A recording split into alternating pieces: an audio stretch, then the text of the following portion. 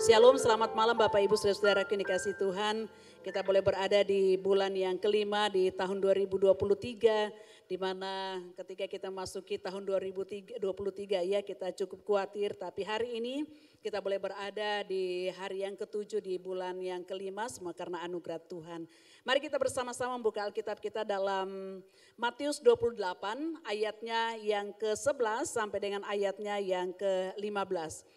Sesungguhnya ayat ini sudah pernah, atau khotbah ini, bagian ini sudah pernah disampaikan oleh Pak Peter beberapa waktu yang lalu. Tapi saya rindu masih dalam suasana sebelum kita merayakan kenaikan Tuhan Yesus ke surga. Saya ingin sharing dengan firman Tuhan malam hari ini. Dari Matius 28 ayat 11 sampai ayatnya yang ke-15, firman Tuhan berkata begini. Ketika mereka di tengah jalan, datanglah beberapa orang dari penjaga itu ke kota dan memberitahukan segala yang terjadi itu kepada imam-imam kepala. Dan sesudah berunding dengan tua-tua, mereka mengambil keputusan lalu memberikan sejumlah besar uang kepada serdadu-serdadu itu.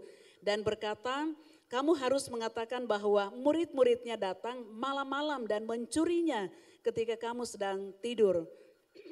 Dan apabila hal itu kedengaran oleh wali negeri, kami akan berbicara dengan dia, sehingga kamu tidak beroleh kesulitan apa-apa. Mereka menerima uang itu dan berbuat seperti yang dipesankan kepada mereka.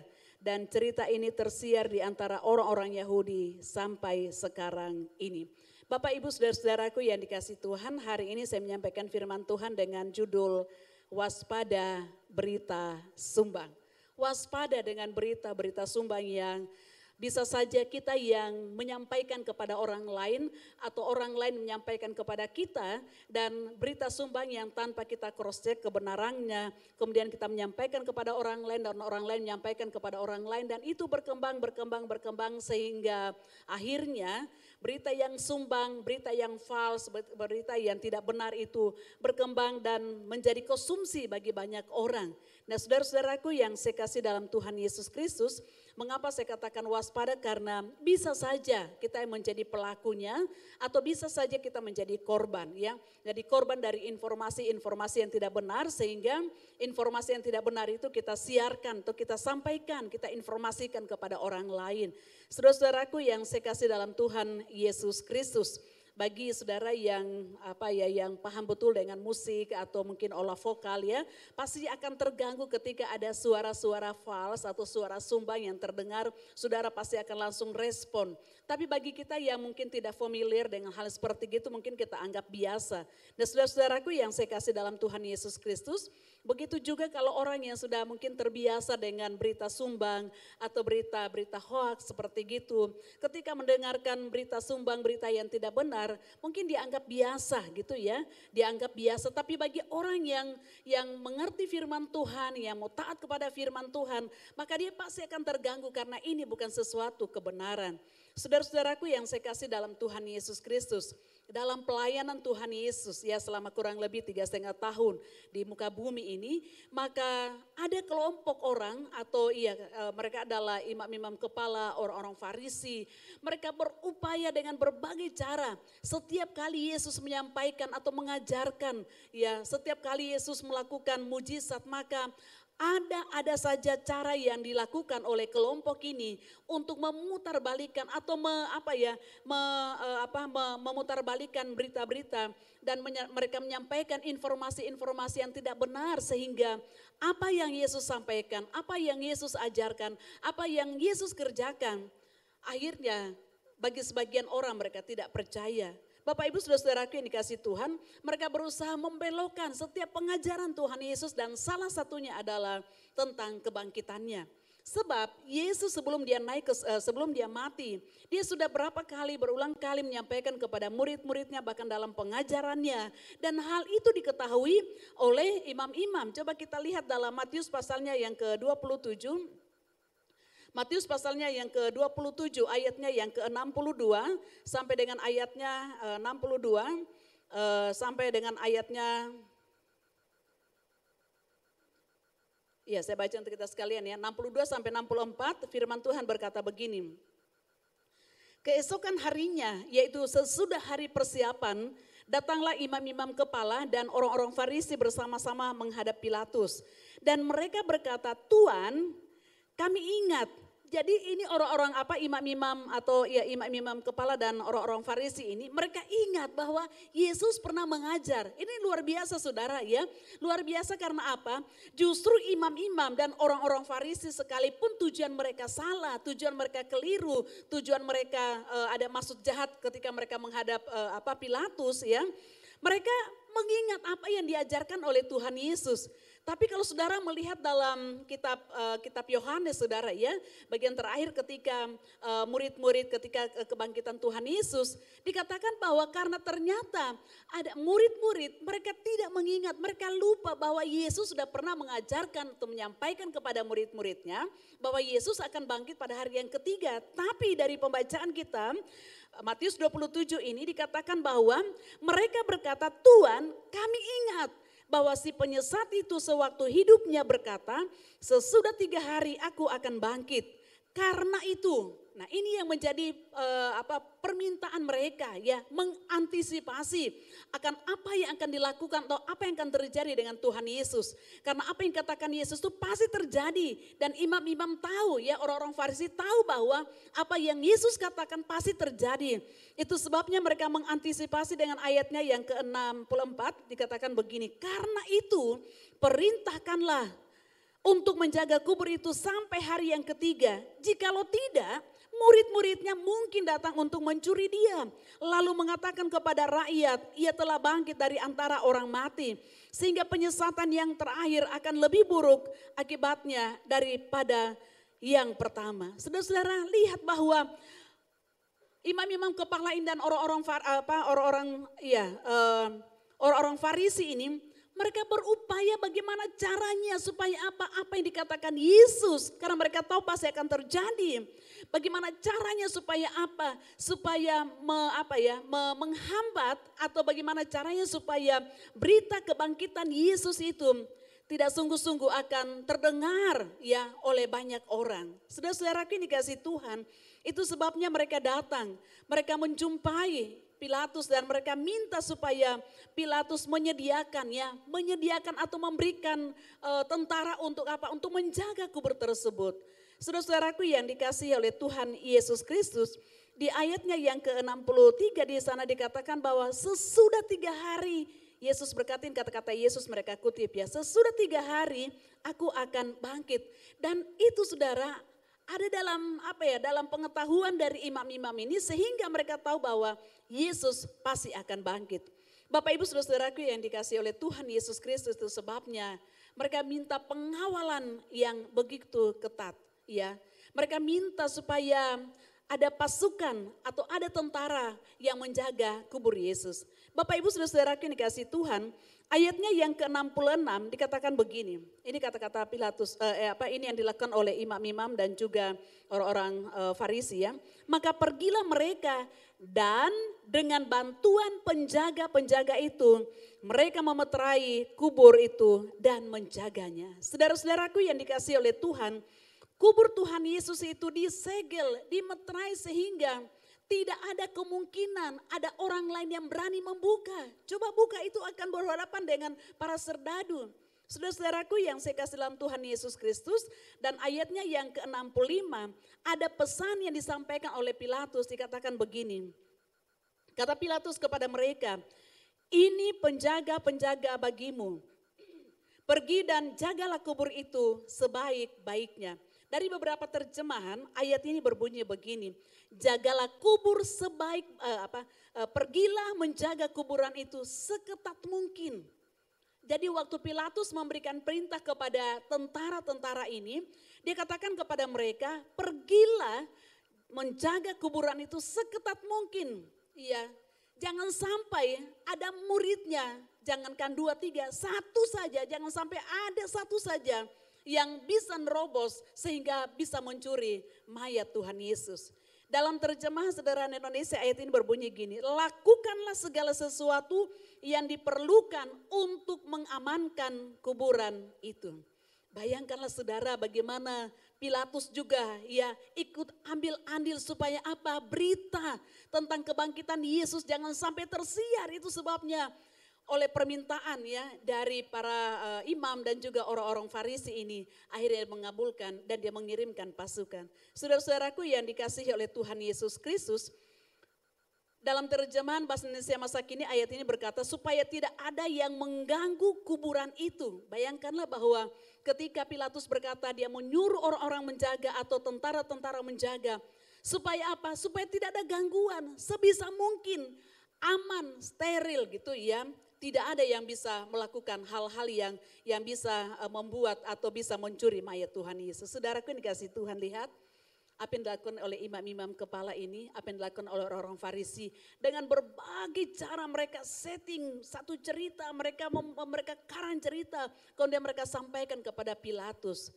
Saudara-saudaraku yang dikasih Tuhan, dari berapa terjemahan atau tafsiran, saya mendapatkan bahwa satu regu itu terdiri dari kurang lebih 4 sampai 16 tentara.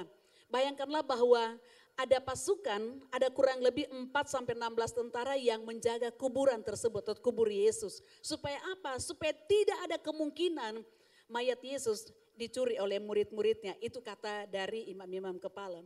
Bapak Ibu Saudara-saudaraku yang dikasihi oleh Tuhan Yesus Kristus, dari peristiwa ini saya mau katakan bahwa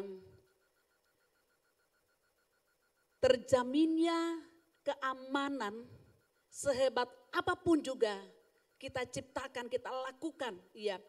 Bagaimanapun hebatnya kita untuk supaya tidak terjadi hal-hal yang bisa merugikan kita atau mungkin bisa menembus benteng di mana kita sedang melakukan sesuatu supaya apa yang kita sedang pikirkan, apa yang kita sedang lakukan tidak diketahui oleh orang.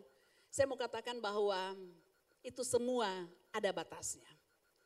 Saudara bisa melakukan sesuatu atau merancang ataupun juga menyusun sedemikian rupa dengan kelicikan-kelicikan kita. Ingatlah bahwa kita punya Tuhan yang maha kuasa. Kita punya Tuhan yang maha tahu.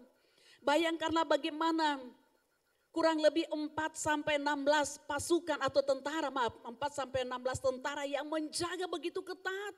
Dengan pesan dari Pilatus supaya tidak ada kemungkinan satu murid pun katakanlah seperti itu yang bisa nerobos. Tapi cukup hanya satu malaikat Tuhan yang turun dari surga untuk menggulingkan penutup kubur Tuhan Yesus yang disegel, yang dijaga ketat oleh para tentara Romawi. Bapak Ibu saudara-saudaraku yang dikasihi oleh Tuhan, kita sering kali berpikir bahwa dengan kekuatan kita, dengan cara kita bahkan dalam tanda petik dengan kelicikan kita mencoba untuk merahasiakan, menyembunyikan sesuatu. Tapi ingat, kita punya Allah yang maha kuasa. Dia bisa menyingkapkan semuanya itu. Dia bisa menyingkapkan sehingga hal-hal yang kita bisa rahasiakan bisa terbongkar dan bisa terungkap. Saya kira bahwa media sosial itu banyak sekali memberitakan berita-berita hari-hari ini ya. Banyak sekali orang tentang korupsi dan mereka menutupi sedemikian rupa. Tapi sepintar-pintarnya seperti pepatah berkata, sepintar-pintarnya tupai melompat pasti akan jatuh juga. Sepintar-pintarnya kita menyembunyikan sesuatu pasti akan terungkap juga. Saudara-saudaraku yang saya kasih dalam Tuhan Yesus Kristus. Dalam pasal 28 ayatnya yang keempat, pasal 28 ayatnya yang keempat berkata begini. Dan penjaga-penjaga itu gentar ketakutan dan menjadi seperti orang-orang mati. Hanya cukup satu saja malaikat yang turun dari surga. Menyebabkan kurang lebih mungkin 4-16 tentara ini menjadi pucat. Bahkan Alkitab berkata dalam terjemahan yang lain katakan mereka jadi pingsan karena ketakutan. Tapi yang mengherankan saudara waktu saya baca ayat ini bagian ini. Karena tentara yang mereka siap perang ya, siap melakukan ya kita tahu lah kalau saudara lihat tentara ya. Di sini juga ada yang ikut ibadah. kita bisa membayangkan seperti apa mereka sudah biasa dilatih menghadapi setiap situasi keadaan apapun juga. Dan ini bukan cuma satu orang, ada orang lain, ada teman-teman mereka yang lain. Tapi ketika malaikat Tuhan turun dari surga menyebabkan mereka pingsan dalam terjemahan sehari-hari. Tapi dua wanita, yaitu Maria Magdalena dan Maria yang lain, mereka juga takut.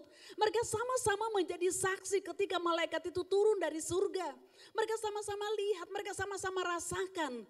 Dan juga kedua wanita ini Alkitab berkata mereka takut, tetapi mereka penuh dengan sukacita. Bapak Ibu saudara-saudaraku yang dikasihi Tuhan, dari hal ini juga kita belajar bahwa motivasi kita, tujuan kita juga akan mempengaruhi dampak dari apa yang kita akan alami. Saya memberikan contoh sederhana.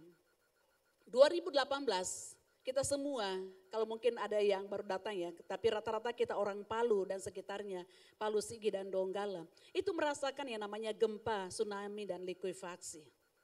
Kita semua merasakan, kita ada di tempat di Sulawesi Tengah ini, khususnya kota Palu dan sekitarnya. Di jam yang sama, di waktu yang sama kita menjadi saksi mata. Tapi yang membedakan adalah bagaimana respon kita ketika kita mengalami. Apakah kita akhirnya kehilangan pengharapan?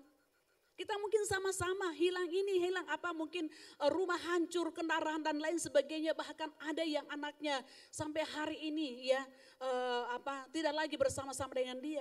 Tapi apakah kemudian kita kehilangan pengharapan? Kan tidak, saudara. Respon kita atas apa yang Tuhan buat itu membedakan kita dengan orang-orang yang tidak percaya. Ketika COVID melanda seluruh dunia, bukan cuma Indonesia, bukan cuma kota Palu, tapi seluruh dunia. Apakah kemudian akhirnya kita kehilangan pengharapan, kita kurung diri dalam kamar, kemudian kita tidak buat apa-apa, kita terserah Tuhan, kalau saya mau mati biar aja. Kan tidak seperti gitu. Bapak Ibu, saudara-saudaraku yang dikasihi Tuhan, respon kita itu penting ketika Tuhan melakukan sesuatu. Kedua wanita ini sama-sama menjadi saksi dari apa yang terjadi ketika malaikat Tuhan turun dari surga. Tapi sekalipun mereka takut, kalau saudara memperhatikan dalam ayatnya yang ke-5, Matius 28 berkata begini. Akan tetapi malaikat itu berkata kepada perempuan-perempuan itu, janganlah kamu takut, sebab aku tahu kamu mencari Yesus yang disalibkan. Ia tidak ada di sini sebab ia telah bangkit. Sama seperti yang telah dikatakannya, mari lihatlah tempat ia berbaring. Saudaraku yang dikasihi oleh Tuhan, sama-sama manusia. Maria Magdalena dan Maria yang lain, sama-sama manusia, sama dengan tentara Romawi. Tapi lihatlah, tentara-tentara itu pada pingsan, tapi kedua wanita ini justru diajak jalan. Kalau mungkin ya diajak komunikasi, malaikat berkata, coba sini, coba kamu lihat. Apakah mereka bilang, oh jangan Tuhan, kami takut begini. Enggak, saudara. Selalu ada perbedaan. Saudara-saudaraku yang saya kasih dalam Tuhan Yesus Kristus, ada perbedaan yang Tuhan lakukan dalam kehidupan kita, orang-orang yang percaya kepada Tuhan. Kita mengalami hal yang sama, kita berada di situasi yang sama, bahkan kita berada di area yang sama. Tapi respon kita karena kita mengenal siapa Tuhan kita. Kita mengenal, kita punya hubungan yang intim dengan Tuhan. Kita punya hubungan yang baik dengan Tuhan. Sehingga sekalipun kita mengalami keadaan yang sama, peristiwa yang sama, di tempat yang sama. Tetapi kita tetap percaya, kita tetap ada sukacita, kita tetap ada pengharapan. Karena kita tahu bahwa Tuhan tidak pernah berlaku salah. Bapak Ibu saudara-saudaraku yang saya kasihi dalam Tuhan Yesus Kristus. Apa dampak dari kita menyebarkan berita sumbang atau menyampaikan berita bohong? Yang pertama adalah yang pasti kita melanggar perintah Tuhan. Kita melanggar perintah Tuhan. Karena Tuhan mengajarkan kepada kita untuk tidak berdosa, untuk tidak berbohong. Coba kita lihat dalam Keluaran pasal 23. Keluaran pasalnya yang ke-23 ayat 1 dan 2, firman Tuhan berkata begini. Janganlah engkau menyebarkan kabar bohong.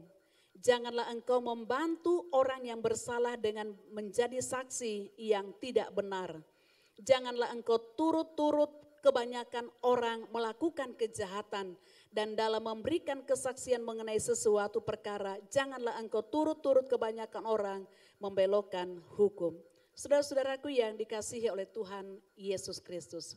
Berapa banyak keluarga hubungan antara kakak adik dalam satu keluarga, hubungan antara orang tua dan anak, hubungan antara jemaat yang lain dengan yang lainnya, hubungan antara pimpinan dan karyawannya, atau dalam kehidupan kita bermasyarakat sesama tetangga seperti gitu. Akhirnya terjadi gesekan-gesekan karena informasi-informasi yang belum di cross check, belum ditahu kebenarannya, sudah tersebar, sudah disampaikan, sudah diekspos kepada orang lain. Akibatnya terjadi gesekan dan tidak jarang akhirnya bermusuhan, padahal mungkin itu orang tua dengan anak. Setelah ditanya, setelah itu ditelusuri ternyata ini informasinya, bukan seperti yang beredar. Saudara-saudaraku yang dikasihi Tuhan, itu sebabnya Musa mengatakan kepada umat Allah, kepada orang Israel, janganlah engkau menyebarkan kabar bohong kalau kita belum tahu kebenarannya. Coba cross check dulu, coba tanya dulu kebenarannya. Jangan kita sudah terlanjur menyampaikan, sudah banyak orang menyampaikan. Baru kita berkata, aduh minta maaf kasihan. Karena apa? Kita cepat untuk menyampaikan, cepat menginformasikan kepada orang lain. Bapak Ibu Saudara-saudaraku yang saya kasihi dalam Tuhan Yesus Kristus. Ketika kita menyampaikan, menyebarkan berita-berita sumbang atau berita-berita bohong, pada prinsipnya bahwa kita melanggar firman Tuhan. Itu sebabnya kalau mungkin itu menjadi satu kita sering kali lakukan, kita harus minta ampun kepada Tuhan. Dan kita minta Roh Kudus yang akan menolong kita. Kita belajar berkata ya di atas ya dan tidak di atas tidak. Yang kedua saudara, kita akan menjadi, hal itu akan menjadi satu kebiasaan. Ya, akan menjadi satu kebiasaan. Dan kalau itu sudah menjadi kebiasaan, akan menjadi sebuah karakter. Dan kita anggap bahwa berbohong itu biasa. Saudara mungkin sering gini ya. Kalau ditanya, bro di mana? OTW, padahal masih tidur, mandi belum gitu ya. Iya masih tempat tidur, bro di mana? Bilang OTW. Tapi jangan memang kalau pacarnya yang bawa tanya, kamu di mana? Langsung suruh. Walaupun mungkin masih ada urusan tapi langsung cepat tancap gas karena apa? Karena pacar yang WA gitu atau yang tanya. Dan kita pikir kita anggap biasa kalau orang bilang, enggak apa-apa kok. Atau mungkin bapak-bapak atau ibu-ibu yang bekerja bekerja. Waktu pimpinan tanya, di mana? Oh lagi di jalan, padahal sedang di rumah atau di tempat yang lain. Dan kita anggap itu biasa. Saudara, kalau ini kita anggap biasa akan menjadi satu karakter dalam hidup kita bahwa berbohong itu sesuatu yang kita anggap biasa. Padahal itu melanggar firman Tuhan. Bapak Ibu Saudara-saudaraku yang dikasihi oleh Tuhan Yesus Kristus. Dan Alkitab berkata bahwa kalau kita jadikan berbohong itu satu kebiasaan dalam hidup kita. Bukan berarti bahwa kemudian saudara tanya, oh ibu sudah pernah berbohong. Saya juga pernah gitu, tapi waktu saya sadar bahwa itu adalah satu kebohongan, saya harus minta ampun kepada Tuhan. Ya, saya harus mengakuinya bahwa saya sudah berbohong atau saya sudah menyebarkan berita yang bohong. Ya, waktu saya mengatakan sesuatu tentang si A atau si B dan kemudian pada akhirnya saya tahu bahwa bukan seperti itu informasinya, saya harus minta maaf ya. Kita harus berbesar hati walaupun kita kelihatannya mungkin kita bilang enggak apa-apa kok. Jangan, kita harus belajar berbesar hati. Bukan berarti saya sempurna, kita semua masih dalam proses gitu ya. Tapi bagaimana kita melakukan, mentaati, memilih untuk mentaati dan melakukan firman Tuhan dalam hidup kita. Sebab dalam Yohanes pasal 8 ayat 44 dikatakan bahwa orang yang selalu berkata bohong, dia itu adalah anak-anak dari iblis ya. Iblislah sebagai bapamu. Pastikan kita tidak mau dikatakan bahwa kita ini keturunan iblis, bukan? Itu sebabnya mari hari ini melalui apa yang kita baca dari Matius pasalnya yang ke-28 ini menjadi satu pembelajaran penting bagi kita untuk tidak membiasakan diri berkata bohong. Iya, tidak membiasakan diri untuk setuju dengan hal-hal kebohongan supaya kita tidak terlibat di dalamnya. Saudara-saudaraku yang dikasihi oleh Tuhan, kemarin saya belanja di satu toko ya. Kemudian Ci ini saya kenal baik karena dia dulu jemaat di sini, khususnya suaminya. Waktu mereka menikah saya yang berkati gitu ya. Kemudian waktu saya belanja, karena saya tidak bawa uang tunai, karena biasa saya pakai debit, kartu debit gitu. Saya bilang, Ci boleh pakai bayarnya debit? Dia bilang, aduh ibu sejak suami saya masih hidup, kami tidak biasakan untuk pakai debit. Kalau gitu Ci gimana saya bayar? Boleh enggak nanti di rumah? Kemudian dia lihat nilai dari nilai dari barang itu harganya, kemudian dia bilang dengan agak enggak senang, enggak apa lagi, dia bilang ya apalagi yang mau dipercaya sih dari seseorang kalau bukan perkataan. Saya tahu bahwa itu dia mengingatkan saya gitu ya, bahwa saya harus berkata jujur ya, harus jujur.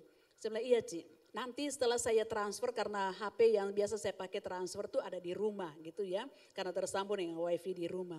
Waktu saya pulang saya cepat-cepat untuk kirim dan saya sampaikan ini sudah ada buktinya. Saudara, apa maksudnya? Bahwa kalau kita sudah terbiasa dengan kata-kata bohong, dengan kata-kata yang tidak jujur, bagaimana mungkin orang akan percaya dengan kita? Saya juga sering kali kita janji orang, oh iya nanti ya, pokoknya sip. Pelaksanaannya nol. Itu sebabnya firman Tuhan ini bukan hanya untuk Bapak Ibu Saudara, tapi juga saya. Kita belajar konsisten dengan perkataan kita. Apalagi kadang-kadang saya punya hutang gitu, ada anak PAUD gitu ya, mamanya begitu dekat dengan saya. Bilang, oh iya tunggu nanti Oma belikan hadiah, sampai hari ini saya tidak belikan. Saya harus kan minta maaf, kita harus jujur mengakuinya. Kenapa kita harus menyembunyikan kalau itu sesuatu yang kita harus akui. Saudara-saudaraku yang saya kasih dalam Tuhan. Yang ketiga, apa dampak dari kita menyebarkan atau menyampaikan berita sumbang. Yang ketiga adalah kita dapat menyesatkan banyak orang. Kita dapat menyesatkan banyak orang. Kalau saudara baca dalam Matius pasalnya yang ke-28, ayatnya yang ke-15 dikatakan begini.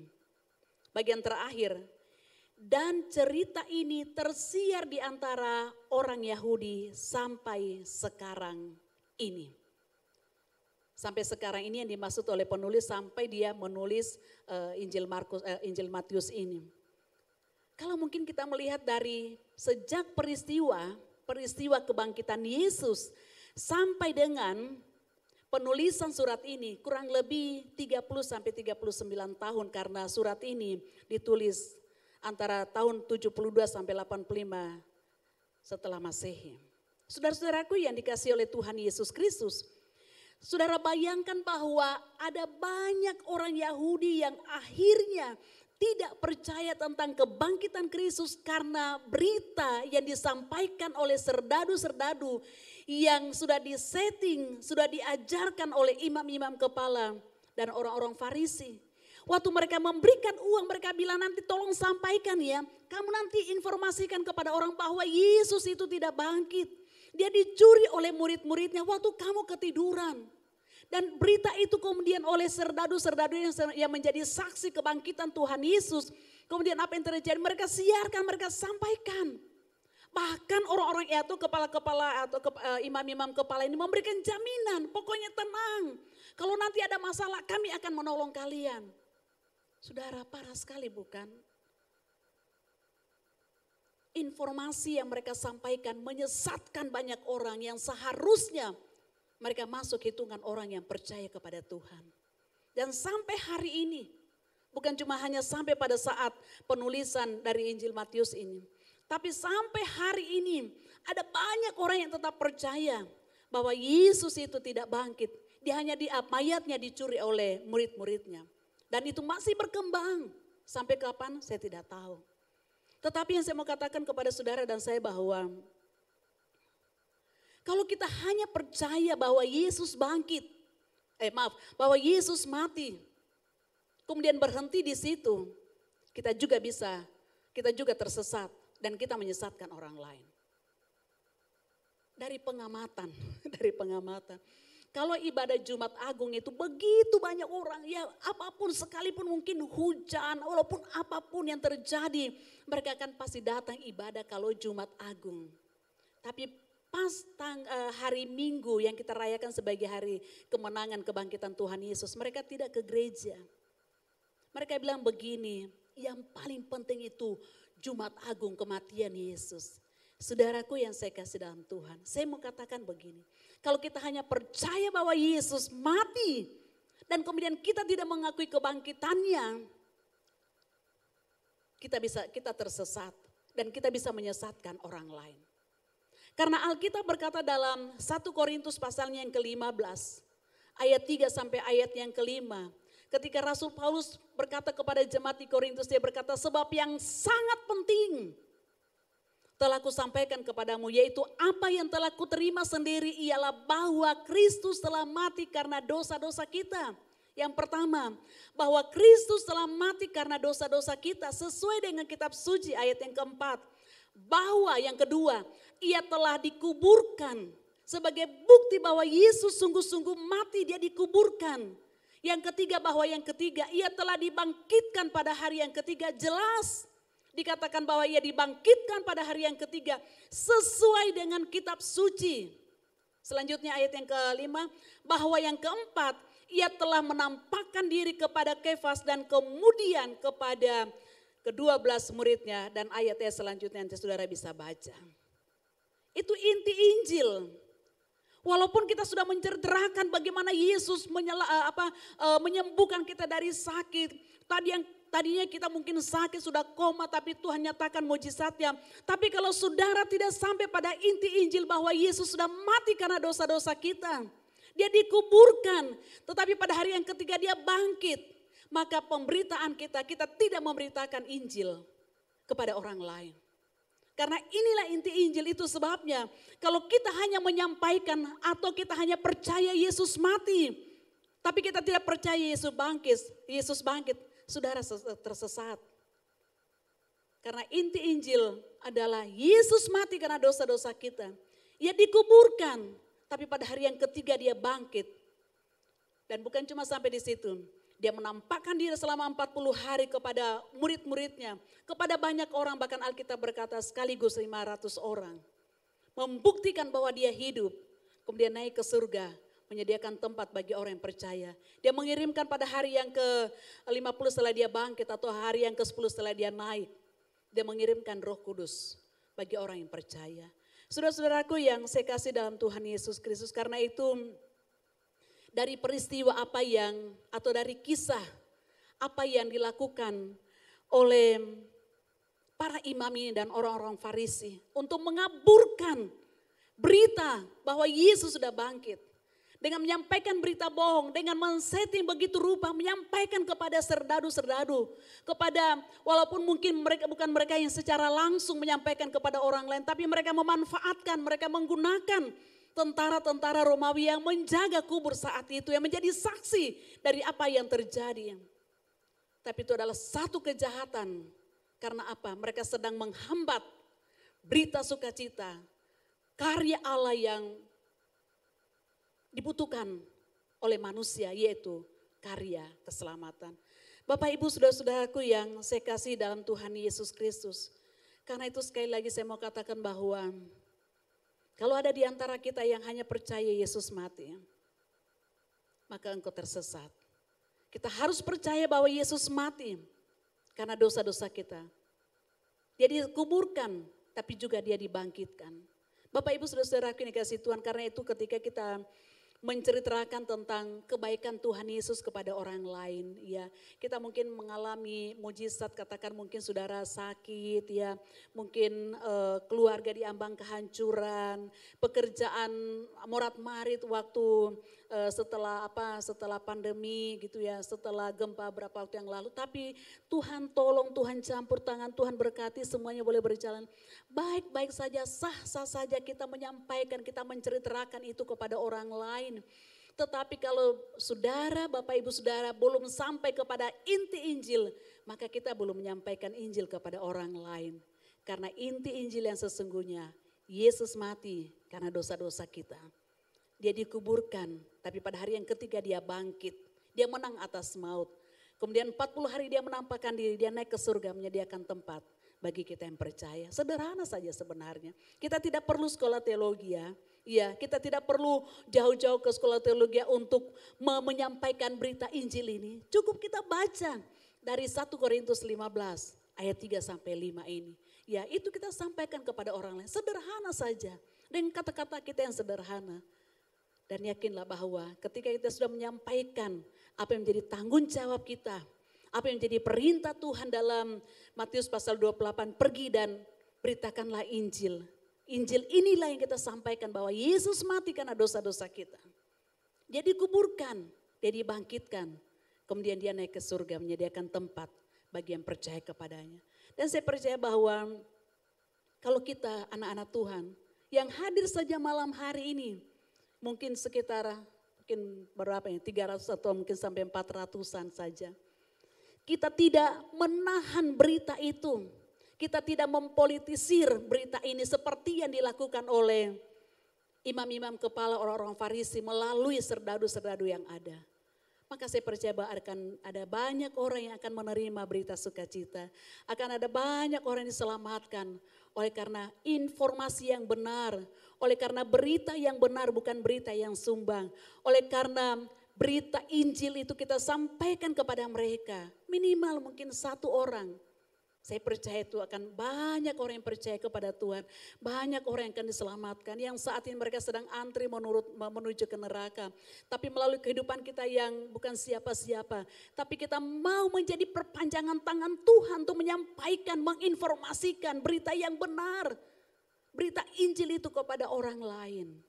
Banyak orang yang akan diselamatkan. Dan nama Tuhan dipermuliakan. Jangan sampai kita mengikuti jejak atau apa yang dilakukan oleh serdadu-serdadu yang diperdaya oleh imam-imam kepala untuk berkata bohong. Tapi biarlah kita menjadi pemberita kabar sukacita, ya. Pemberita kabar yang benar sehingga banyak orang boleh dikuatkan melalui apa yang kita sampaikan. Biar kiranya kebenaran firman Tuhan pada malam hari ini akan membawa kita untuk semakin hari semakin mengerti siap kehendak Tuhan dalam hidup kita. Kita berhenti, kita stop menjadi agen pemberita atau pembawa kabar sumbang. Karena sadar atau tidak sadar, kita akan menjadi penyesat bagi banyak orang dengan berita-berita sumbang kita sampaikan. Tapi jadilah agen pemberita kabar sukacita Injil kepada banyak orang dan akhirnya nama Tuhan dipermuliakan.